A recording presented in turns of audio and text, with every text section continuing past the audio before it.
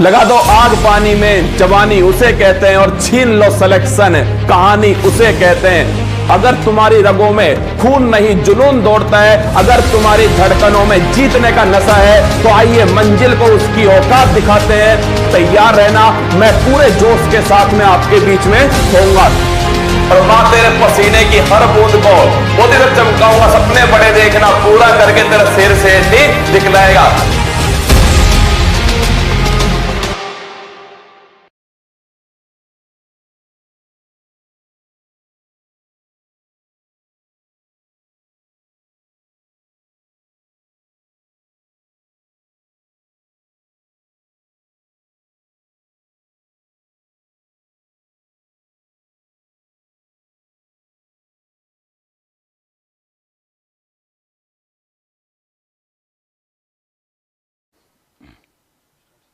Start.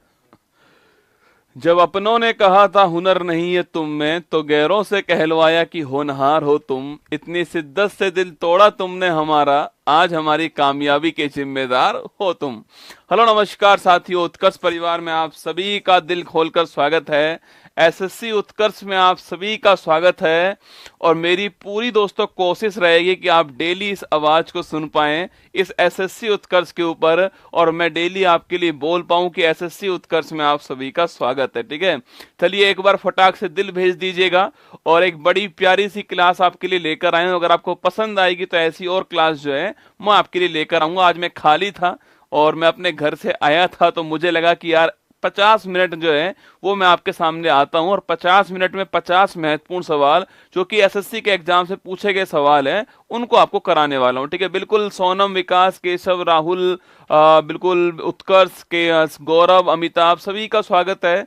आप सभी को गणेश जी पूरी शक्ति प्रदान करें, क्योंकि जो काम अच्छा शुरुआत जिसकी होती है उसका अंत भी जबरदस्त होता है। चिंता मत कीजिए। ठीक है, चलिए शुरुआत करते हैं। एसएससी में पूछे गए सवाल हैं, स्टैटिक जीके के सवाल हैं, टॉप 50 क्वेश्चंस रहने वाले हैं। आप चेक करना आप कितने कर पा रहे हैं, और जो मैं एक्स्ट्रा फैक्ट बताऊं उसके साथ में वो आपको नोट करना है। ठीक है, चलिए शुरुआत करते हैं। मुझ पर तरस मत दिखाए जिंदगी, मैं कोई बेचारा नहीं हूं ना। ये मत सोच अभी मेरा टाइम खराब चल रहा है, वो अलग बात है। मैं कोई बेचारा नहीं हूं, तेरी आंखों में आंखें डाल के लड़ूंगा तुझसे, ये मैं हारा नहीं हूं। क्या अभी कोई हारा नहीं हूं मैं, तेरी आंखों में आंखें डाल के तुझसे लड़ने वाला हूं। क्वेश्चन नंबर फर्स्ट देखिएगा आप जो है, फटाक से आंसर छापिए। गुरु केलुचरण महापात्र का नाम निम्नलिखित में से किस नृत्य से जुड़ा हुआ है? ठीक है, सारे सवाल किसी ना किसी एग्जाम में प्रीवियस ईयर क्वेश्चन ही है, सारे सवाल आए हुए हैं जो आपको पढ़ा रहा हूं। ठीक है, तो गुरु केलुचरण महापात्र जो है इनका संबंध किस डांस से, सवाल ये पूछा है। मोहिनीअट्टम, सत्रिया, कथकली, दोस्तों ओडिसी। तो आप सभी जानते हो दोस्तों आपके गुरु केलुचरण महापात्र पूछे आपसे, या फिर बेटा इसके अलावा दोस्तों आपसे, या फिर रसगुल्ला इसके अलावा आपसे, संयुक्ता पानीग्रही पूछूं आपसे, या फिर दोस्तों इसके अलावा जो है एक नाम दोस्तों और लिखिए, सोनल मानसिंह। ठीक है, अगर तीनों में से कोई भी नाम आपके सामने आ जाए तो आपको आंसर क्या लगाना है? आपको आंसर जो है ओडिसी डांस लगाना। ऑप्शन नंबर डी आंसर है, करेक्ट आंसर इसका ऑप्शन नंबर डी होगा। ठीक है, वहीं दोस्तों सोनल मानसिंह जो है ना, सोनल मानसिंह जो है इसके बारे में आपको एक बात और ध्यान रखनी है। सोनल मानसिंह के बारे में एक बात और नोट कर लीजिए दोस्तों आपके, इनका संबंध भरतनाट्यम प्लस किससे है? ओडिसी डांस से। ठीक है, ये दोनों डांस की फेमस कलाकार हैं, भरतनाट्यम की भी है, ओडिसी की भी है। ये आपको दोनों बातें ध्यान रखनी है ना। हमारा तो आंसर ऑप्शन नंबर डी हो गया है, ओडिसी हमारा करेक्ट आंसर हो गया। ठीक है, आगे देखिए नेक्स्ट क्वेश्चन आपके सामने, निम्नलिखित में से असुमेलित कथन को पहचानिएगा। बड़ा प्यारा सवाल दोस्तों एग्जाम में पूछा गया है, और मुझे भी अच्छा लगा सवाल जो है। इस सवाल में गलती होने की संभावना अधिक होती है हमारी, है ना। देखो, तमिल, संस्कृत, कन्नड़, उड़िया, ये 4 क्लासिकल लैंग्वेज लिखी हुई हैं। उसके अलावा उनका जो वर्ष है 2004, 2005, 2008, 2013 वो लिखा हुआ है। सवाल आपसे यहाँ पर ये पूछा है कि दोस्तों इन चारों में से कौन सा आपके जो है असुमेलित है, आपको ये बताना है। ठीक है, याद कीजिए दोस्तों, मैंने आपसे ये कहा यहाँ पर मैंने आपसे ये कहा कि भाई 6 दोस्तों हमारे पास क्या है, 6 हमारे पास क्लासिकल लैंग्वेज है। आप एक कौन सी आपके तमिल हो गई आपके लिखना, तमिल है रसगुल्ला।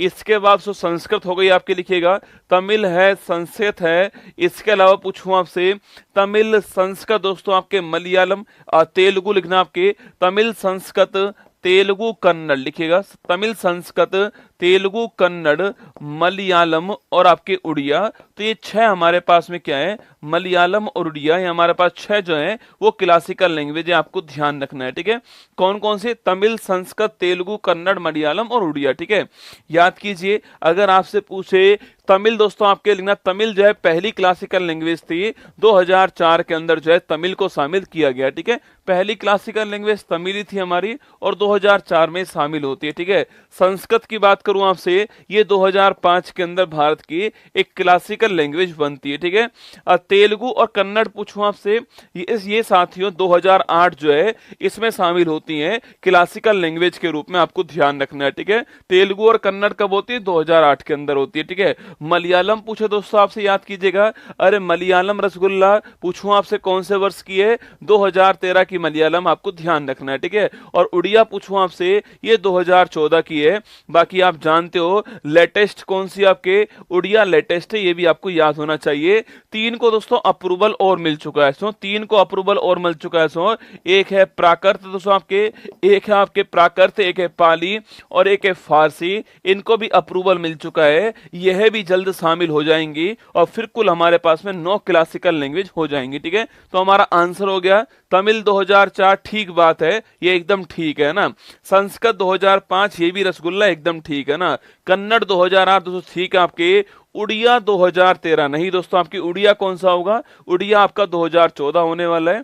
और जो ये मलयालम जो है आपके 2013 है, तो option number D correct answer है, उड़िया आपका ठीक आंसर। ठीक है, आगे देखिए, हाल ही में वर्ष 2024 में पद्म विभूषण से सम्मानित पद्मा सुब्रमण्यम का संबंध किस क्लासिकल डांस से। ठीक है, बताइए दोस्तों आपके, अरे छोड़िए ना सारी बात को रसगुल्ला, धन्यवाद, धन्यवाद आपका, धन्यवाद। ठीक है, अब सुन लीजिए मेरी बात को, 50 क्वेश्चन पर ध्यान लगाइए, एग्जाम में ये आएंगे, सवाल सही होंगे, नंबर मिलेगा, सिलेक्शन होगा, फिर शादी होगी और फिर नागिन डांस करेंगे आपकी शादी में। ठीक है, बताइएगा, हाल ही में वर्ष 2024 में पद्म विभूषण से सम्मानित पद्मा सुब्रमण्यम जो है, इनका संबंध किस क्लासिकल डांस से है। सवाल दोस्तों आपसे ये पूछा है। ठीक है, याद कीजिए दोस्तों, आपके कुल 5 को मिला, इस बार क्या है, भारत का सेकंड हाईएस्ट अवार्ड कुल 5 को मिला है। ठीक है, वो 5 के नाम कौन कौन सा आपसे, वो 5 के नाम पूछूं आपसे, एक रसगुल्ला पद्मा जी तो आपके इनको प्राप्त हुआ है। इसके अलावा दोस्तों एक नाम और लिखिए दोस्तों आप, जो है वैजयंती माला जी को प्राप्त हुआ है ना, वैजयंती माला जी को प्राप्त हुआ है। इसके अलावा साथियों एक दोस्तों हमारे जो है चिरंजीवी जो हैं साउथ के मेगा स्टार, इनको प्राप्त हुआ है। इसके अलावा जो वेंकैया नायडू जो कि पूर्व हमारे उपराष्ट्रपति हैं, इनको प्राप्त हुआ है। और एक इसके अलावा पूछूं आपसे, इसके अलावा साथियों सुलभ शौचालय के जो विंदेश्वर पाठक हैं, इनको भी प्राप्त हुआ, आपको ध्यान रखना है। ठीक है, तो इन 5 को दोस्तों ये अवार्ड प्राप्त हुआ है। ठीक है, सवाल पूछ रहा है आपसे दोस्तों, इन दोनों के बारे में बात करूं, पद्मा सुब्रमण्यम और वैजयंती माला के बारे में बात करूं, इनका संबंध किस डांस से है, भरतनाट्यम डांस से, आपको ध्यान रखना है। ठीक है, इसी डांस को दोस्तों आपके, इसी डांस को हम जो है सादी रट्टम डांस भी कहते हैं। क्या है, इसी डांस को हम लोग जो है सादी रट्टम भी कहते हैं। साउथ में अट्टम नाट्यम वर्ड का अर्थ क्या होता है, डांस ही होता है। ठीक है, तो इसी डांस को सादी रट्टम भी कहते हैं या फिर इसको सादिर भी कहते हैं ना। तो आंसर हो गया है option number C, correct answer हो गया है भरतनाट्यम, आपका ठीक आंसर। ठीक है, बाकी दोस्तों भरतनाट्यम में एक दोस्तों महिला का नाम और लिख दीजिए आप लोग, जो है लिखिए रुक्मणी देवी अरुणडेल। ठीक है, अगर आपसे पूछे भाई रुक्मणी देवी अरुणडेल, इनका संबंध किस डांस से है, इनका संबंध भी लिखना आपके भरतनाट्यम से, आपको ध्यान रखना है। ठीक है, option number C correct answer हो गया ना। आगे देखिए, जोगोई और चोलोम किस क्लासिकल डांस के 2 मुख्य भाग है ना, जोगोई और चोलोम किस क्लासिकल डांस के 2 मुख्य भाग है, सवाल ये पूछा है। ठीक है, ऑप्शन नंबर 1 भरतनाट्यम दोस्तों, option number B Odissi, option number C Manipuri, option number D Mohiniyattam. बताइए फटाक से क्या इसका आंसर होने वाला है। ठीक है, रसगुल्ला फटाक से बताइएगा, चारों में से क्या इसका आंसर होगा, जोगोई और चोलोम का संबंध किससे। ठीक है, अरे जोगोई और चोलोम का संबंध किससे है, ये आपको बताना है। ठीक है, जोगोई और चोलोम का संबंध किससे है, भरतनाट्यम, ओडिसी, मणिपुरी और मोहिनी अट्टम। देखो हमारे पास दोस्तों कुल कितने हैं, हमारे पास कुल 8 क्लासिकल डांस है, ठीक है। हमारे पास वर्तमान में संगीत नाटक अकादमी के अनुसार हमारे पास में 8 क्लासिकल डांस है, ये तो आपको पता है, ठीक है। सबसे पुराना पूछूं आपसे कौन सा है, वो है भरतनाट्यम, ठीक है, तमिलनाडु का क्लासिकल डांस, ठीक है। और सबसे नया पूछे आपसे वो कौन सा आपके सत्रिया है, असम का, ये भी आप जानते होंगे, ठीक है। सवाल पूछ रहा है आपसे जोगोई और चोलम दोस्तों ना, अरे नाम सुना दोस्तों आपने, पुंग चोलम सुना, तो अरे पुंग चोलम सुना होगा रसगुल्ला आपने सुना। पुंग चोलम पूछूं आपसे कहां का डांस हो आपके, ये आपके मणिपुर का डांस हो पुंग चोलम आपके, क्योंकि दोस्तों मणिपुरी डांस जो आपके वहां साथियों ढोल जो होता है जो पुंग जो होता है आपके मुख्य अवयव होता है, ठीक है। मणिपुरी क्लासिकल डांस का ढोल जो होता है आपके वो मुख्य अवयव होता है, मतलब इसके बिना ये डांस नहीं होगा, ये आपको ध्यान रखना है, ठीक है। पुंग वर्ड का अर्थ क्या होता है, ढोल होता है, ठीक है। तो पुंग चोलम शायद आपने वर्ड सुना होगा, तो संबंध किससे हो गया, मणिपुरी डांस हो गया, ऑप्शन नंबर सी ध्यान रखना, ठीक आंसर, ठीक है। तो जागोई और चोलम का संबंध पूछूं आपसे, मणिपुरी डांस है, ऑप्शन नंबर सी आंसर है। वहीं दोस्तों अगर पूछे आपसे पुंग वर्ड का अर्थ क्या होता है, आपके ढोल होता है, और मणिपुरी डांस का एक मुख्य अवयव क्या होता है, ढोल होता है, बिना ढोल के डांस नहीं होता है, तो ऑप्शन नंबर सी इसका ठीक आंसर, ठीक है। चलिए दोस्तों नेक्स्ट क्वेश्चन आपके सामने, 3 रेलवे भारत के पर्वतीय रेलवे के अंतर्गत आते हैं जो यूनेस्को विश्व विरासत स्थल में शामिल हैं, निम्नलिखित में से कौन उसके अंतर्गत नहीं है दोस्तों ना। ये मैंने आपको सवाल लिखवाया हुआ है मेरे नोट्स के अंदर, और मैंने बार बार आपसे कहा था कि कभी सवाल पूछेगा तो आपसे इनकी डेट नहीं पूछेगा, आपसे ये पूछने वाला है कि भाई कौन सा शामिल नहीं है, आपसे ये पूछेगा, ठीक है। याद कीजिए दोस्तों, हमारे 3 आपके माउंटेन रेलवे जो हैं, 3 पर्वतीय रेलवे जो हैं, वो कहां शामिल है आपके वो शामिल है हमारे कहां पर, ये हमारे यूनेस्को के अंदर शामिल है, आप जानते हो, ठीक है। यूनेस्को दोस्तों वर्तमान में कितने आपके 43 हमारे वर्ल्ड हेरिटेज जो है वो जो यूनेस्को में शामिल है, और उसमें से एक आपके 3 माउंटेन रेलवे जो हैं वो भी शामिल है, ठीक है। एक दोस्तों पश्चिम बंगाल का दार्जिलिंग हिमालयन रेलवे जो है वो इसमें शामिल है। अरे दोस्तों वो गाना सुना आपने, मेरे सपनों की रानी कब आएगी, तो वो रसगुल्ला इसी का है, ठीक है। लिखिए मेरे सपनों की रानी कब आएगी, तो राजेश खन्ना वाला सॉन्ग जो था ना, मेरे सपनों की रानी कब आएगी तू चलिया, तो ये तो हो गया आपके पश्चिम बंगाल में ये शामिल है। तो सुना नीलगिरी माउंटेन रेलवे चल छैया छैया छैया छैया, वो वाला जो गाना है ना, वो रसगुल्ला इसी में सूट हुआ है, ठीक है। चल छैया छैया छैया छैया, चल छैया छैया छैया। लिखिए तमिलनाडु वाला जो है नीलगिरी माउंटेन रेलवे, ये भी शामिल है, आपको ध्यान रखना है, ठीक है। इसके अलावा दोस्तों खड़गपुर रेलवे शामिल नहीं है, आपको ध्यान रखना है ना। कालका शिमला रेलवे पूछूं आपसे, याद कीजिए दोस्तों, आपके गाड़ी बुला रही है, ये लिखना, ये हिमाचल प्रदेश में है, ये भी शामिल है, ठीक है। तो कालका शिमला भी शामिल है, तो ए बी डी ये तीनों शामिल है, ऑप्शन नंबर सी हमारा करेक्ट आंसर होगा, आपको ध्यान रखना है, ठीक है। अरे दोस्तों तुमको ऐसे ही पढ़ाना पड़ता है रसगुल्ला, करे क्या। समस्या दोस्तों ये नहीं है कि तुम्हें ये तीनों याद नहीं है, समस्या ये है कि पेपर तक तुम्हें याद रहेंगे या नहीं रहेंगे, मुद्दा इस बात का है, ठीक है। तो गाड़ी बुला रही है, सीटी बजा रही है, वो कालका शिमला आपके रेलवे था, ध्यान रखना, पढ़ लेना, ठीक है। तो option number C Kharagpur railway आपका ठीक आंसर हो गया, ठीक है। आगे देखिएगा, निम्नलिखित में से कौन यूनेस्को की अमूर्त सांस्कृतिक विरासत में शामिल नहीं है, ठीक है। सवाल दोस्तों आपसे ये पूछ रहा है कि यूनेस्को की जो इंटेंजिबल साइट है उसमें कौन शामिल नहीं है, ठीक है। कुटियाट्टम नहीं है आपके, रम्मान नहीं है, लावणी नहीं है, या मणिपुर का संकीर्तन दोस्तों नहीं है, ठीक है। अरे लिखना है दोस्तों, ये कैसी बात कर रहे हो, लिखो मेरे सपनों की रानी कब आएगी, तो है ना, चल छैया छैया छैया, जिससे दोस्तों आपको याद तो रहेगा। जब दोस्तों आप चल छैया छैया सुनोगे रसगुल्ला, तो उसमें दोस्तों आप देखोगे अरे ये तो यार नीलगिरी वाला है ना, इसे ध्यान रहेगा, ठीक है। देखो दोस्तों कुटियाट्टम की बात करूं आपसे, केरल का क्लासिकल, केरल जो है यहाँ का है और इंटेंजिबल साइट में शामिल है, ठीक है। रम्मान पूछूं आपसे, ये रसगुल्ला उत्तराखंड का है, ये भी इंटेंजिबल साइट में शामिल, ठीक है। लावणी पूछूं आपसे, ये दोस्तों महाराष्ट्र का, आपके महाराष्ट्र का है, पर ये इंटेंजिबल साइट में शामिल नहीं है, आप जानते हो, ठीक है। वहीं दोस्तों मणिपुर का संकीर्तन है, ये भी इंटेंजिबल साइट में शामिल है। तो ऑप्शन नंबर सी हमारा करेक्ट आंसर हो गया है। लावणी डांस हमारा इंटेंजिबल आपके साइट में शामिल नहीं है। और कुल दोस्तों हमारे पास में 15 क्या हो चुके हैं, हमारे पास में 15 इंटेंजिबल साइट है, आपको ध्यान रखना है, ठीक है। हमारे पास 15 इंटेंजिबल साइट है, ये आपको ध्यान रखना है। और अगर पूछूं आपसे लेटेस्ट कौन सा है, तो गरबा डांस लेटेस्ट है, ये भी आपको छापना है, ठीक है। बाकी दोस्तों इसमें एक है ना कालबेलिया वाला सवाल खूब पूछता है आपसे एग्जाम में। कालबेलिया राजस्थान जो है यह भी इसमें शामिल है, और सन 2010 के अंदर जो है इसको शामिल किया गया था। और इसकी फेमस कलाकार कौन है, गुलाबो सपेरा जो है ये फेमस कलाकार है, ये आपको ध्यान रखना है, ठीक है।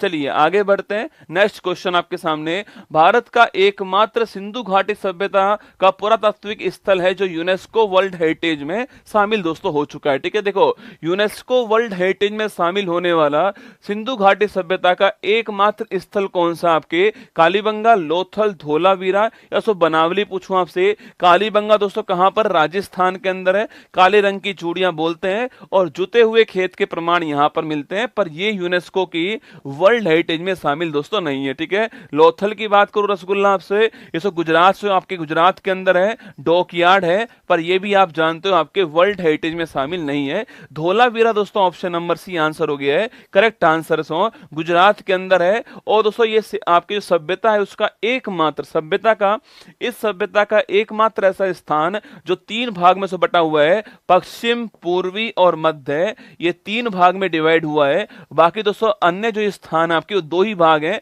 पश्चिम और पूर्वी, पर इसमें मध्य भाग भी होता है। धोलावीरा ऑप्शन नंबर सी जो है वो हमारा ठीक दोस्तों आंसर है। और धोलावीरा कौन से नंबर का था, आपके नंबर 40 था, आपको ध्यान रखना है, ठीक है। तो हमारा answer option number C Dholavira जो है ठीक दोस्तों आंसर है। वर्तमान में हमारे पास 43 दोस्तों आपकी यूनेस्को वर्ल्ड हेरिटेज साइट है, और मैंने आपसे कहा था 35 तो हमारे पास में सांस्कृतिक है, 7 हमारे पास में प्राकृतिक है, 1 हमारे पास में मिक्स है, ऐसे आपको ध्यान रखना है, ठीक है। आगे देखिएगा, हॉर्नबिल फेस्टिवल कितने दिनों तक चलने वाला फेस्टिवल है, 5 दिनों तक, 10 दिनों तक, 15 दिनों तक, 20 दिनों तक, ये सवाल एग्जाम में आ चुका है, ठीक है। बताइए हॉर्नबिल फेस्टिवल की बात करूं तो हॉर्नबिल फेस्टिवल जो है, अरे शुरुआत कब होती है इसकी, 1 दिसंबर को शुरुआत होती है, आपको ध्यान रखना है, ठीक है। 1 तारीख को जो हॉर्नबिल फेस्टिवल है इसकी शुरुआत दोस्तों होती है, और 10 दिन चलने वाला फेस्टिवल है, ये भी आपको छापना है, ठीक है। क्योंकि दोस्तों नागालैंड की स्थापना इसी तारीख को हुई थी, नागालैंड की स्थापना इसी तारीख को हुई थी, इसलिए ये फेस्टिवल हम जो है नागालैंड में सेलिब्रेट करते हैं, और 10 डेज का फेस्टिवल है, ऑप्शन नंबर बी आंसर, ठीक है। इसी को हम फेस्टिवल ऑफ फेस्टिवल कहते हैं, क्या बोलते हैं, इसी को हम फेस्टिवल ऑफ फेस्टिवल कहते हैं, आपको ध्यान रखना है, ठीक है। फेस्टिवल ऑफ फेस्टिवल कहते हैं, त्योहारों का त्योहार कहते हैं, ये भी आपसे पूछ सकता है, ठीक है। तो ऑप्शन नंबर भी करेक्ट आंसर हो गया ना। आगे देखिए नेक्स्ट क्वेश्चन है, निम्नलिखित में से केरल के सबरीमाला मंदिर में कौन सा फेस्टिवल सेलिब्रेट होता है। आज सुबह वाली क्लास में डिस्कस किया दोस्तों हमने इसके बारे में, आपको बताना है कौन सा होगा, ठीक है। बताइएगा, आज मॉर्निंग वाली क्लास में आ चुका है आपके सामने जो है जल्लीकट्टू महोत्सव, मकर विलक्कू त्योहार, पतंग महोत्सव और मांडू महोत्सव।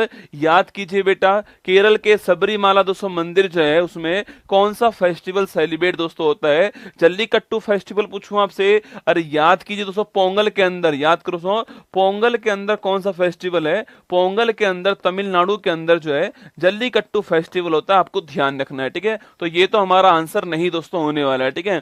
पतंग महोत्सव पूछूं आपसे, ये सो गुजरात के अंदर होता है, और गुजरात में मकर संक्रांति जो है इस तारीख को होता है, ये आपको ध्यान रखना है। तो ये भी हमारा आंसर नहीं दोस्तों होगा ना। मांडू महोत्सव पूछूं आपसे, ये मध्य प्रदेश का महोत्सव है, ये भी हमारा आंसर नहीं होगा, ठीक है।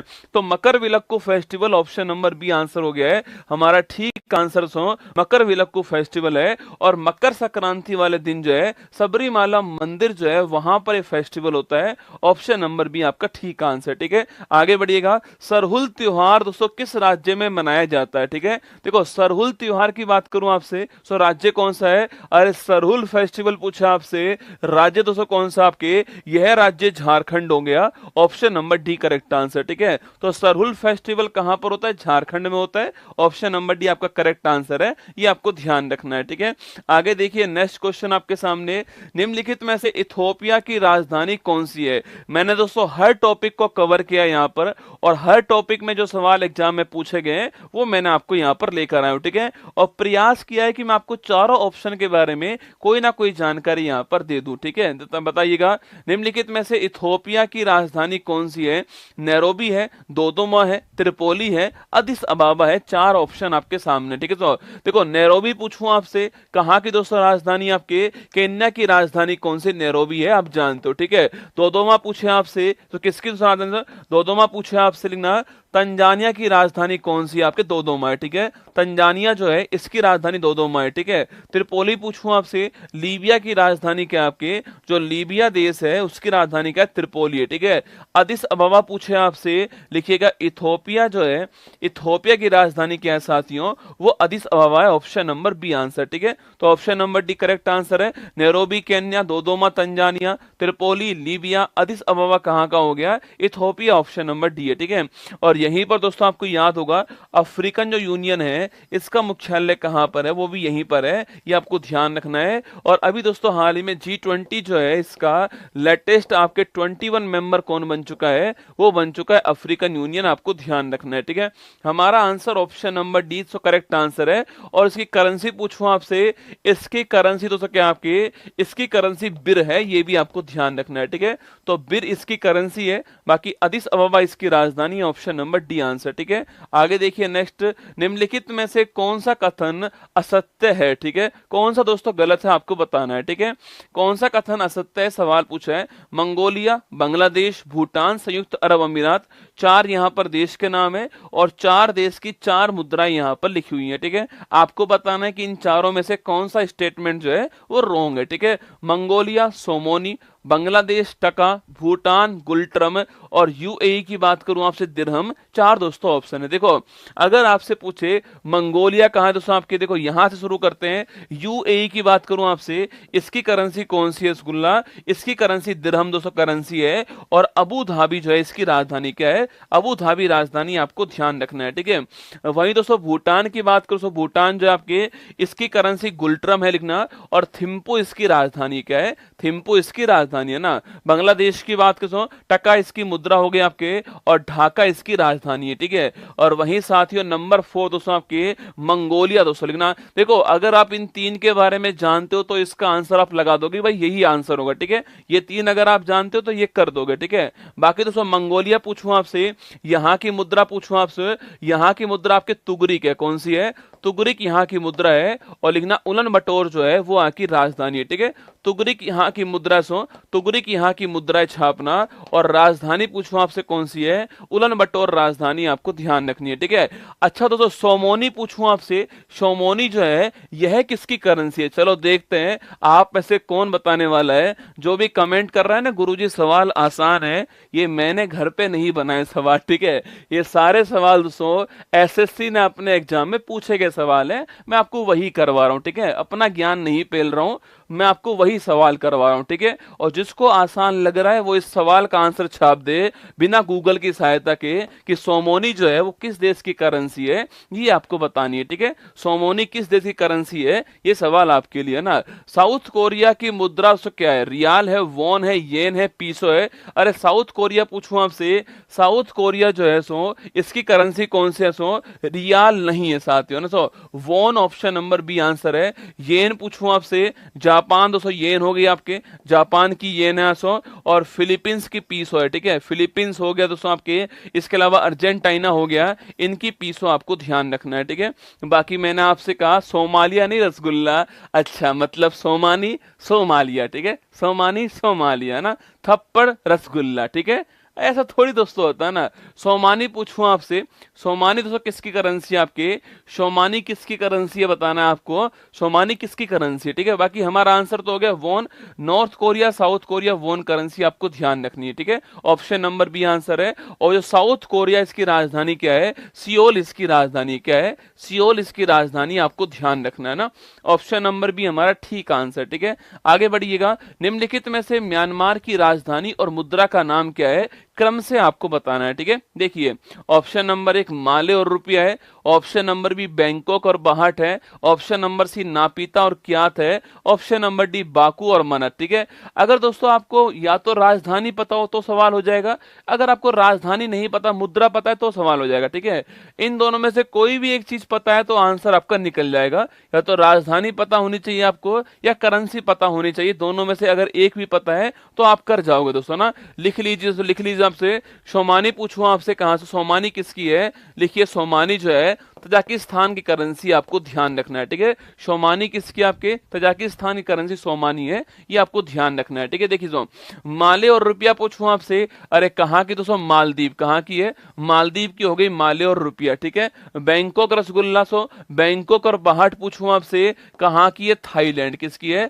बैंकॉक और बाहट कहां की है, थाईलैंड की है, ये आपको ध्यान रखना है। ठीक है, नापीता और क्यात पूछे आपसे, ये रसगुल्ला म्यांमार। ठीक है, नापीता करेंसी है इसकी और क्यात के, नापीता इसकी मुद्रा है और क्यात करेंसी है। ऑप्शन नंबर सी हमारा ठीक आंसर हो गया। ठीक है, अच्छा बताओ बाकू और सो मनत पूछे आपसे, सो बाकू किसकी करेंसी, बाकू किसकी राजधानी, सो बाकू जो है वो अजरबैजान जो देश है ना, इसकी राजधानी। ठीक है, सो बाकू किसकी राजधानी है, अजरबैजान की है, और मनत करेंसी है। बड़ा प्यारा सवाल दोस्तों आपके, बाकू किसकी राजधानी है, ये अजरबैजान की राजधानी है, और मनत करेंसी कहां की है, वो भी अजरबैजान की, आपको ध्यान रखना है। ठीक है, वर्ष 1966 में पहली बार मरणोपरांत भारत रत्न जो है पुरस्कार जो है किसे प्रदान किया गया। ठीक है, सो देखिए भारत का हाईएस्ट अवार्ड मरने के बाद में आफ्टर डेथ जो है वो किसको पहली बार मिलता, लिखना लाल बहादुर शास्त्री, ऑप्शन नंबर सी जो है वो ठीक आंसर है, इनको प्राप्त हुआ है। और सो कौन सी डेट में प्राप्त हुआ है, तो 1966 छापना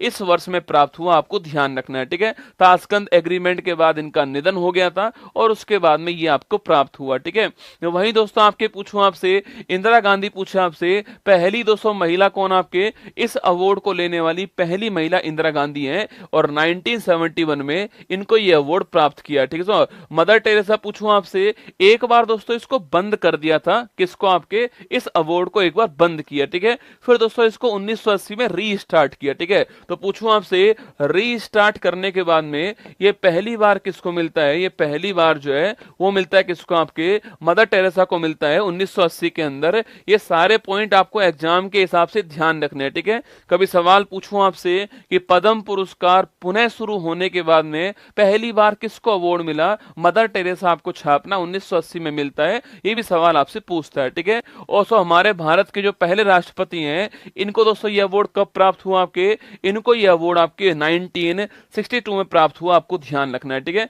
बाकी हमारा आंसर तो ऑप्शन नंबर सी हो गया, शास्त्री साहब हमारा ठीक आंसर है ना।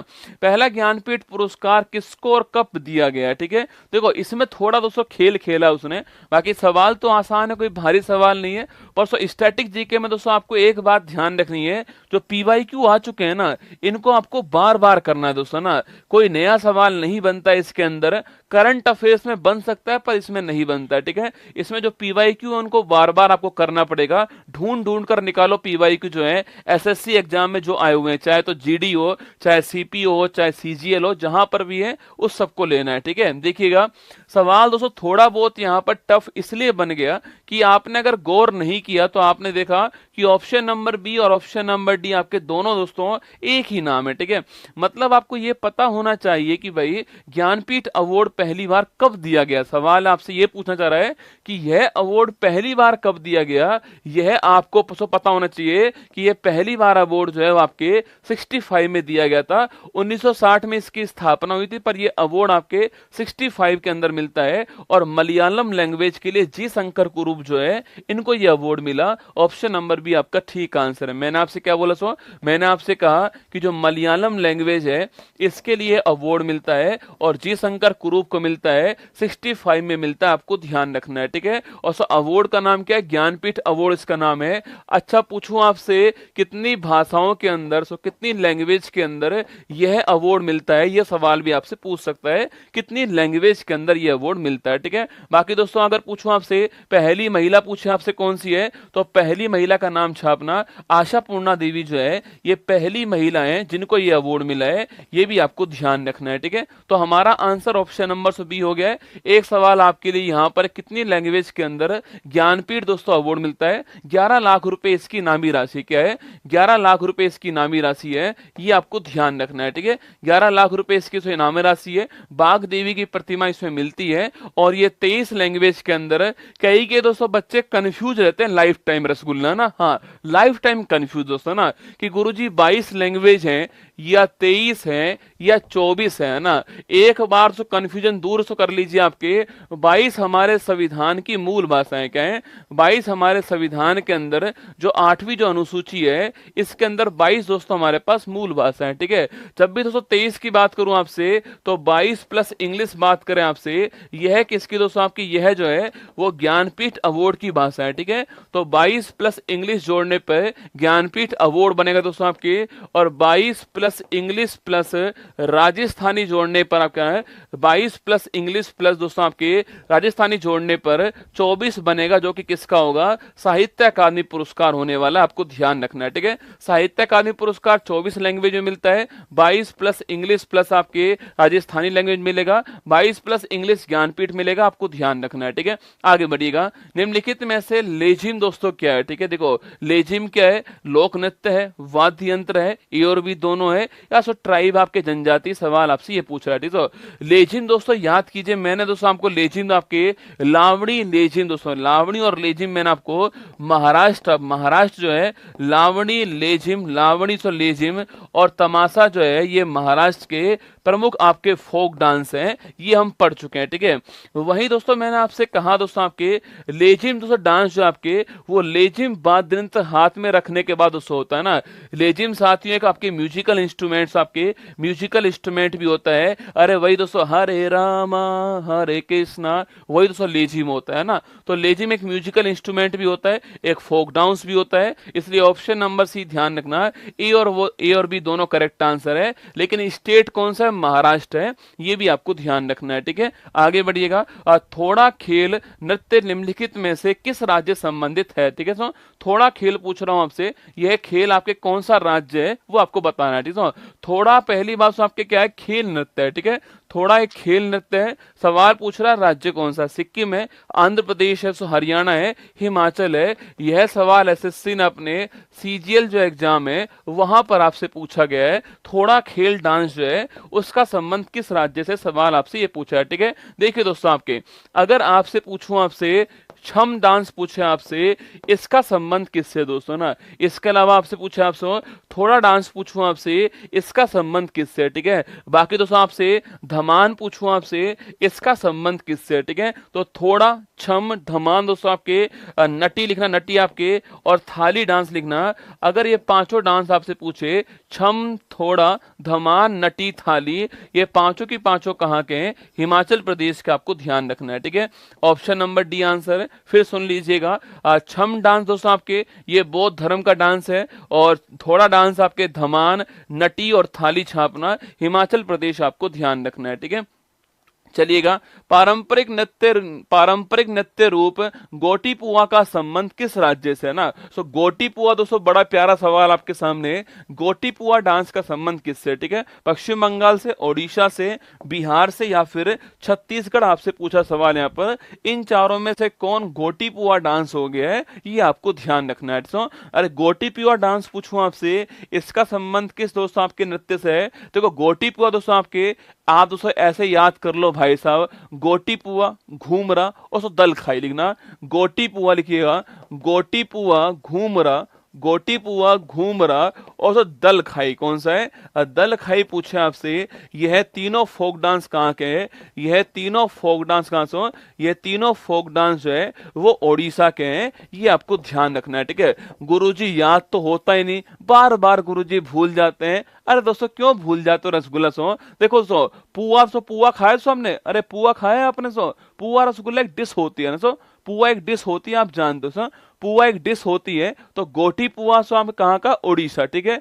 पुआ रसगुल्ला डिश दोस्तों होती है। सो दाल भी डिश होती है, रसगुल्ला दाल भी डिश होती है, पुआ भी तो डिश होती है आपके, और सो घूंगरा भी डिश होती है ना, वो रसगुल्ला घूंगरा। दोस्तों याद करो फिल्म कौन सी थी, मैं फिल्म का नाम भूल गया रसगुल्ला उसका दोस्तों। हाँ, घूंगरा खाने गया रसगुल्ला राजपाल यादव दोस्तों, चप्पल जूते खाकर आया था आपके, हाँ चोरी चोरी चुप चुप के दोस्तों ना, उसमें घूंगरा खाने गया था ना, याद है आपको, वही दोस्तों घूंगरा। ठीक है, तो पुआ, दाल और घूंगरा ये डिश होती है, ऐसे याद कर लो। आपको एग्जाम में सवाल ठीक ही तो करना है, आपको एग्जाम में सवाल ठीक करना है, दोस्तों क्या ही मुद्दा हो गया इस बात का। तो कुछ हो रहा है क्या, आपको सवाल ठीक करना है एग्जाम में, तो क्यों ये अपना दिमाग खराब कर लिखिएगा। Odisha option number B correct answer हो गया इसका, ठीक answer option number B Odisha हो गया। ठीक है, चलिए आगे चलिएगा। ये सवाल दोस्तों मुझे बड़ा अच्छा लगा, यहाँ पर जो है संयुक्त राष्ट्र संघ, हाँ चपाती और घूंगरा रसगुल्ला ना, वही दोस्तों ना, ये सवाल बड़ा प्यारा सवाल है, आपके एग्जाम में वापस पूछ सकता है। यूएनओ के चार्टर में कितने अध्याय और धाराएं, ठीक है, सवाल बड़ा अच्छा है। यूएनओ के चार्टर में कितने अध्याय और धाराएं, सवाल आपसे पूछ रहा है। ठीक है, 20 अध्याय 111 धाराएं, ठीक है, 119 अध्याय 110 धाराएं, ठीक है, 19 अध्याय 110 111 धाराएं ना, 21 अध्याय 111 धाराएं, ये आपको बताना है। ठीक है, इन चारों में से क्या आपका आंसर आने वाला है, अरे 20 19 19 21। पहली बात दोस्तों आप तो ये नोट कर लो, यूएनओ दोस्तों आपके देखो, यूएनओ में आप कुछ बातें जानते होंगे कि भाई 24 अक्टूबर को इसकी स्थापना होती है 45 के अंदर, आपको ध्यान रखना है। ठीक है, ये तो आप जानते हो। ठीक है, इसके बाद दोस्तों इसका मुख्यालय कहां पर है, न्यूयॉर्क के अंदर इसका मुख्यालय, यूएसए के अंदर, ये भी आप जानते होंगे।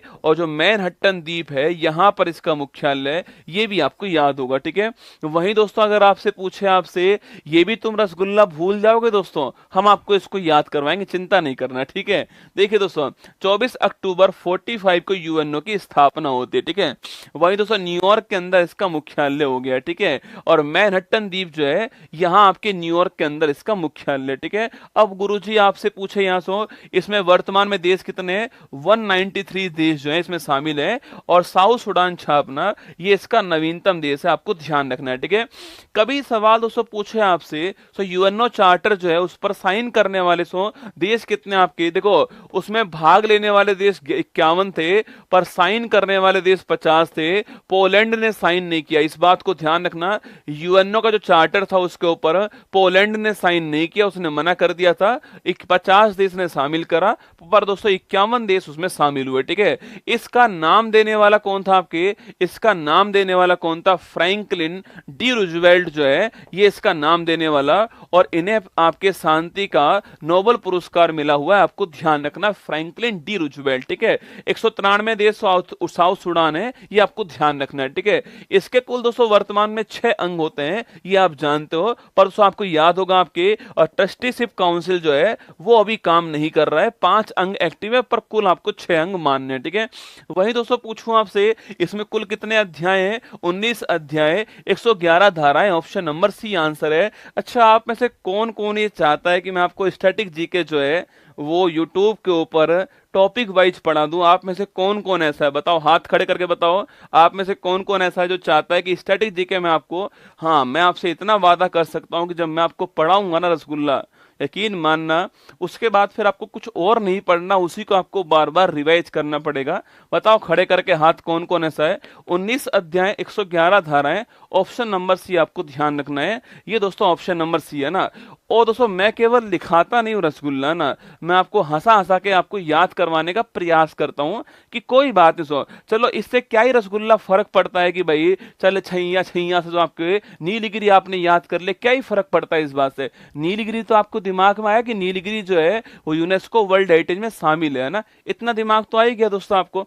चलिए आगे बढ़िएगा। संयुक्त राष्ट्र विकास कार्यक्रम यूएनडीपी जो है इसकी स्थापना कब दोस्तों होती है। अगर कोई मेरा ब्रह्मास बैच में या फिर तिरंगा बैच के अंदर है या गौरव बैच के अंदर है, शायद मुझे लगता है इसमें से एक भी सवाल वो नहीं छोड़ने वाला होगा, ये तो आपने महसूस कर लिया होगा। ठीक है, बताइए रसगुल्ला, यूएन विकास कार्यक्रम पूछूं आपसे, यूएन डेवलपमेंट प्रोग्राम, ठीक है, इसकी स्थापना कब होती है। सो इसकी स्थापना मैंने लिखाई हुई है आपको, 1965 के अंदर इसकी स्थापना होती है। ठीक है, देखो यूएनओ की स्थापना कब होती है, 1945 के अंदर जो है वो यूएनओ की स्थापना स्थापना होती है, ठीक है। लेकिन दोस्तों यूएनडीपी की स्थापना कब होती है? 65 में इसकी स्थापना होती है, और न्यूयॉर्क जो है यहाँ पर इसका मुख्यालय है, ये भी आपको याद होगा, ठीक है।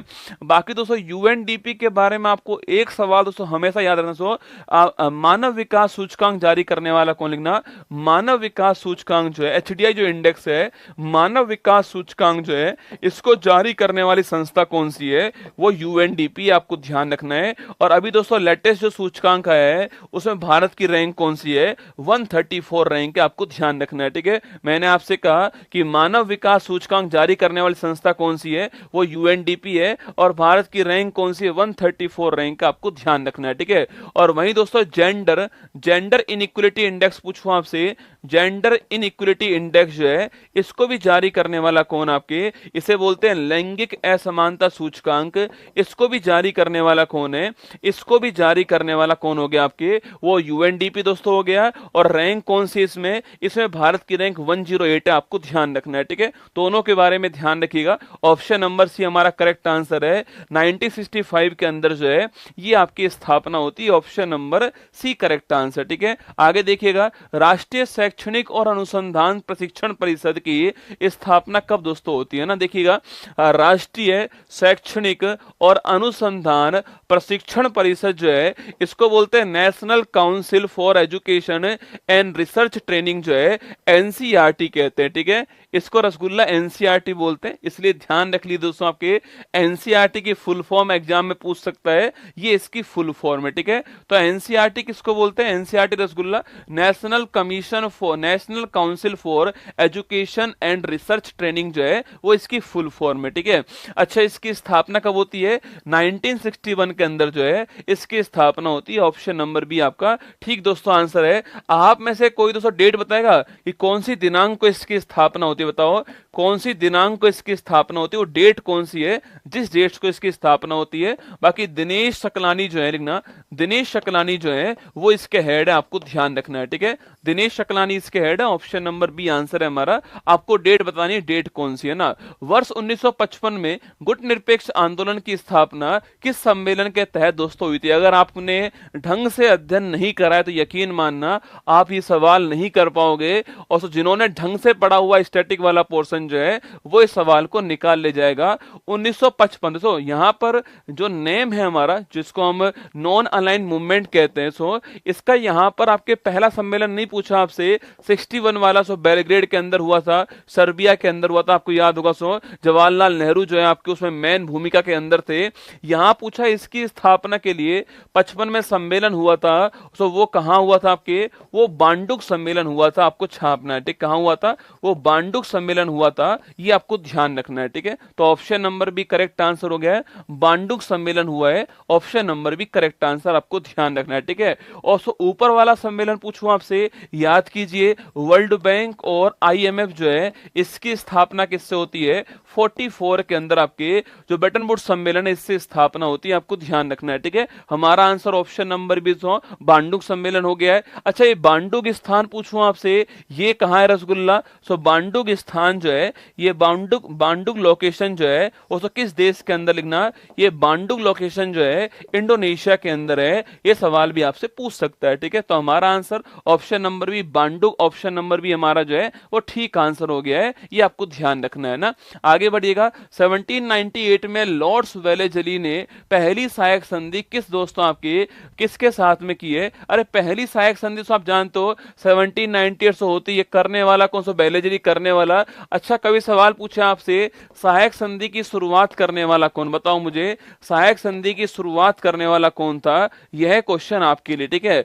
वहीं दोस्तों वेलेजली ने आपके लिखना Hyderabad, option number D answer है, इसके साथ पहली बार की 1798 में, ऑप्शन नंबर डी इसका ठीक आंसर, ठीक है। अच्छा दोस्तों याद कीजिए, आपके हैदराबाद की बात करूं आपसे, ऑपरेशन पोलो जो है ये 1948 के अंदर स्टार्ट हुआ था, ये भी आपको ध्यान रखना है, ठीक है। हैदराबाद को भारत में मिलाया गया और याद कीजिए बेटा, वो सो तारीख पूछूं आपसे कौन सी है जिस तारीख को हमने हैदराबाद का स्वाधीनता दिवस जो है वो सेलिब्रेट किया है, ये आपको मुझे बताना है। ठीक है, मैंने सवाल दोस्तों एक छोड़ दिया आपके सामने। देखो, सहायक संधि शुरू करने वाला सवाल पूछूं आपसे, वेलेजली आपको नहीं करना है। सो शुरू करने वाला सवाल कौन सा आपके, डुप्ले साहब शुरू करने वाले फ्रांस के ना, फ्रांस के डुप्ले जो है वो शुरू करने वाले, ये आपको ध्यान रखना है। ठीक है, फ्रांस के डुप्ले शुरू करने वाले। ठीक है, और पूछूं आपसे ऑपरेशन पोलो दोस्तों आपकी तारीख कौन सी आपके, अरे 17 सितंबर की तारीख थी। अभी गृह मंत्रालय ने इसको जो है हैदराबाद का स्वाधीनता दिवस घोषित किया, आपको ध्यान रखना है। ठीक है, लाला हरदयाल और सोहन सिंह भाकड़ा ने गदर पार्टी की स्थापना कब की दोस्तों ना। देखो, लाला हरदयाल और सोहन सिंह भाकड़ा जो है गदर पार्टी की स्थापना किस वर्ष में होती है, 1913 में होती है। ऑप्शन नंबर 1 आंसर है। और सो कहां स्थापना, रसगुल्ला स्थापना पूछू कहां पर होती है, सैन फ्रांसिस्को में होती है, अमेरिका के अंदर। ठीक है, तो यूएसए के अंदर जो सैन फ्रांसिस्को है, यहां पर 1913 के अंदर इसकी स्थापना होती है। और लाला हरदयाल और सोहन सिंह भाकड़ा जो है वो इसकी स्थापना करने वाले। ऑप्शन नंबर 1 जो है वो ठीक आंसर। ठीक है, Uber cup, Thomas cup, Narang cup, इनका संबंध दोस्तों किस ट्रॉफी खेल से आपके, देखो उबेर कप पूछो आपसे, उबेर कप, थॉमस कप दोस्तों आपके, नारंग कप पूछे आपसे, संबंध किससे, badminton. Option number D answer है, इससे संबंध है। ठीक है, तो Uber cup, Thomas cup, Narang cup दोस्तों, अभी आपके उबेर कप, थॉमस कप हुआ है। और सवाल पूछूं आपसे, इसको जीतने वाला कौन आपके, अरे इसको जीतने वाला कौन हो गया है, चीन इसको जीतने वाला, आपको ध्यान रखना है। ठीक है, तो उबेर कप और थॉमस कप चीन जीत गया, अभी हुआ ये। और बैडमिंटन ऑप्शन नंबर सी छापना इससे संबंधित है ना। एशियाई खेलों का पहला आयोजन वर्ष 1951 में कहां दोस्तों हुआ, याद कीजिएगा। अरे एशियाई खेलों का पहला जो आयोजन है, एशियाई खेलों का पहला आयोजन 1951 के अंदर कहां दोस्तों होता है। देखो, पहली बार 1951 में आपके पहली बार एशियन गेम्स होते हैं। और सो दिल्ली जो है आपके, दिल्ली जो है यहां पर ये एशियन गेम्स होते हैं। अच्छा दोस्तों, इसका शुभंकर क्या बताओ, जो पहला एशियन गेम था इसका मैस्कोट क्या है, ये आपको छापना है। ठीक है, वही दोस्तों इसके बाद पूछूं आपसे, सो भारत पूछे आपसे, सो भारत जो है अब तक 2 बार इसका होस्ट रहा है। ठीक है, भारत 2 बार इसका होस्ट रहा है, 1951 के अंदर दोस्तों रहा है और 1982 के अंदर भी भारत जो है वो होस्ट रह चुका है। ठीक है, तो भारत 2 बार इसका होस्ट रहा है। मैंने सवाल पूछा आपसे, 1951 जो आपके पहली बार एशियन गेम्स हुआ था दिल्ली के अंदर, उसका मैस्कोट क्या है, सवाल आपके सामने ये दोस्तों। अभी 19वां एशियन गेम्स पूछूं आपसे, अभी दोस्तों 19वां जो एशियन गेम्स है, यहां सवाल पूछे आपसे कहां रसगुल्ला हुआ, सो होंगझाऊ चीन के अंदर हुआ है। और जो नेक्स्ट होने वाला वो कहां पर होगा आपके, वो आपके लिए ना, वो जापान के अंदर होने वाला आइची स्थान पे, कहां पर, आइची स्थान पर जापान के अंदर होगा, ये आपको ध्यान रखना है। ठीक है, अरे अप्पू वालों, तुम्हारे कान के नीचे ऐसा घुमा के मारो दोस्तों, मतलब पप्पू बना दो तुमको, अप्पू की जगह रसगुल्ला ना, अप्पू। अरे मतलब तुमसे कोई सवाल कुछ भी पूछ ले, तुम्हारा आंसर फिक्स है दोस्तों ना।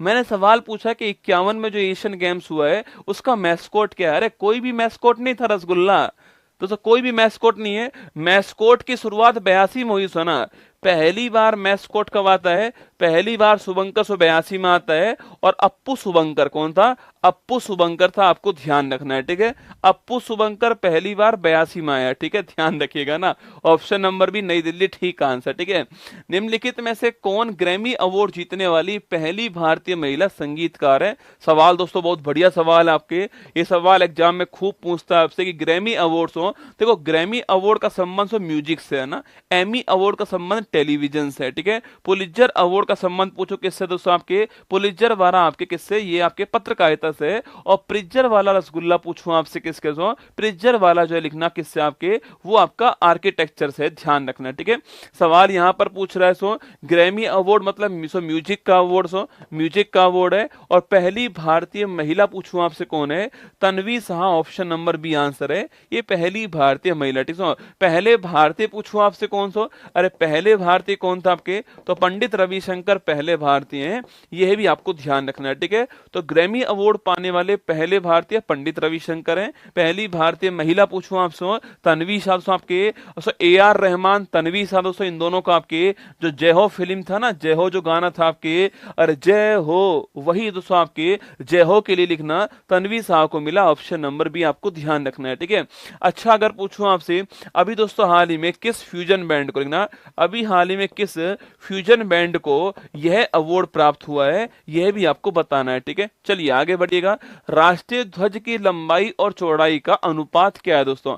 मैं जानता हूं इस सवाल का आंसर बच्चा बच्चा जानता है, पर चारों ऑप्शन देखने के बाद में 40% लोग जो हैं वो कंफ्यूज दोस्तों हो जाएंगे, और इसमें से 20% लोग जो हैं वो इसका आंसर जो है वो गलत छाप के आ जाएंगे।